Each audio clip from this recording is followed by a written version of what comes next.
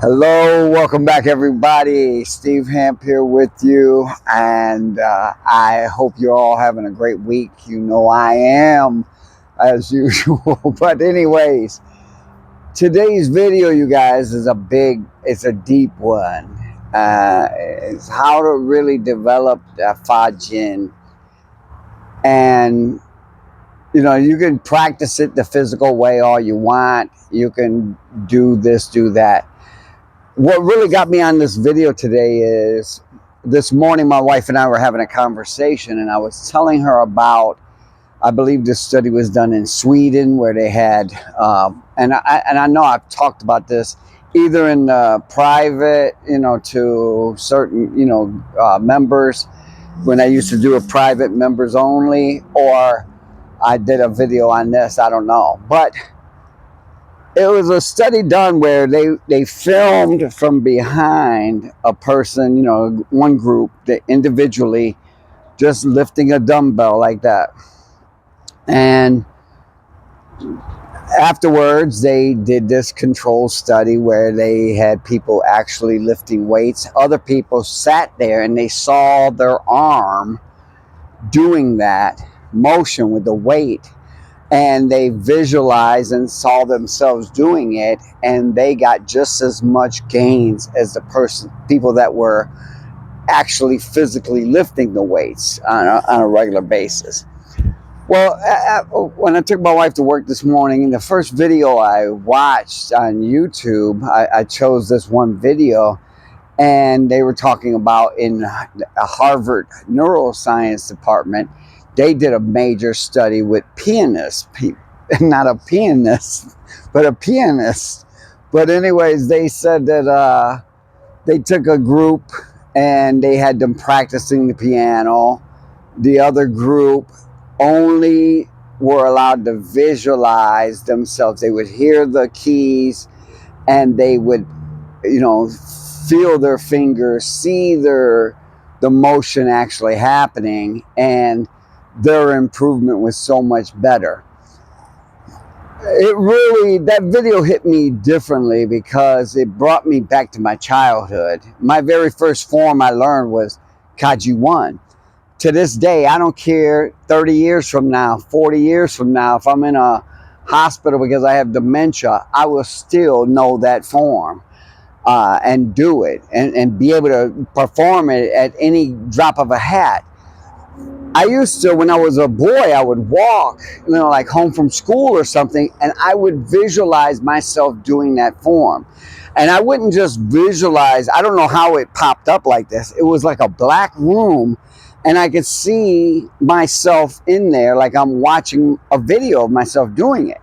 And if I messed up or I got, thrown off course because somebody yelled my name or whatever, I would walk in my brain, I would walk myself back to the very beginning and start it all over again. It was really wild because I've never had those kind of visualizations again. That was when I was a child. But I'll tell you something, and anyone who is on this channel that may have been with Master Sun School when I was a boy, I was the only one that he would bring out on a daily basis and do that form, and he would have a bow staff, and I mean, if I missed that block, he's cracking me, and he's cracking me when I'm blocking. So I had better be blocking that bow staff, or sometimes he would have one of those kendo swords, those bamboo swords, and he would use that. And I loved when he used that because of the noise it made, the sounds that it made. But I was the only one that he would do that with. Now, Kevin was our top student, and I know Kevin, he used to train Kevin with that. But he used to train me with, why he selected me to do that with him, I don't know. But now that I'm thinking about it, I bet it was from what I developed in the mind from doing that form. So this Fajin, you guys know how to do it. You know how to, whip from the feet, the ankles, the knees, the hips, the shoulders, the arm, the elbow. You know how to release that. You know how to do that. You know how to pop and make that that power come up through the body. You already know that. How do you get it better? There is nothing that will get you more better than using your mind. All right. When there was a guy in Pahrump that I used to train, I used to meet him out at Red Rock Mountain, and I would train him, and I would talk to him about strength development exercises, how you're lifting, you're bringing in the stomach, you're lifting the organs, see your spleen, see your liver, your kidneys rising. And one day he told me, and we talk about Xingyi and going elbow deep into the opponent. And he said, boy, you have to really have an imagination for this stuff that you do. And I told him, you already have an imagination. I said, go watch a scary movie like Friday the 13th or something at midnight, and then go out 2 o'clock in the morning out in the woods or whatever. I said, I bet your imagination will be running wild. Okay. It won't be controlled. It will be running wild. You'll hear a little noise and jump like a scaredy cat, because you would think that killer is coming to get you, So we already have this imagination, you guys. It's a matter of putting it to use.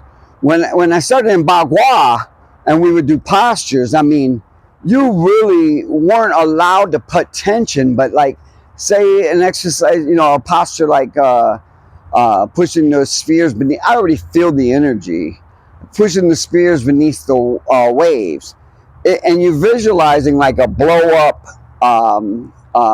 beach ball, and you're visualizing like you're trying to press them under the water. And of course, they're going to pop out and everything else. So when you're not allowed to tense, you're just relaxed and visualizing it.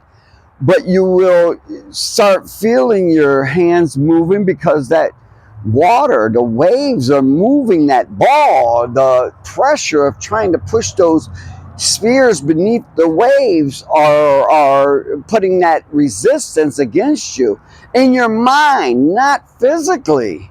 So this is how you will develop Fa Jin at another level, you guys. And this is, in my opinion, the hardest part of what we do is this visualization, because what really got my wife and I on this subject was, I don't know if you guys seen that Anatoly, that weightlifting guy, that he acts like he's just a cleaner at the gym, and there'll be some monsters that are trying to lift big amounts of weight, and he'll come over there with one hand and lift it, or they'll do one rep of a deadlift and he'll do 3 or 4 reps of a deadlift, the same exact weight they're doing, and he's a much smaller man than them. And I was telling my wife that most people, they will just go to the gym, they lay on the bench, and they're just pressing because they're trying to gain size. They're not thinking about which muscle group is being used for this particular exercise. And you better believe that Anatoly, he knows exactly the proper techniques to maximize his strength. So you guys, this is not rocket science, but I'll tell you what, in my opinion, this is the most difficult aspect of what we do.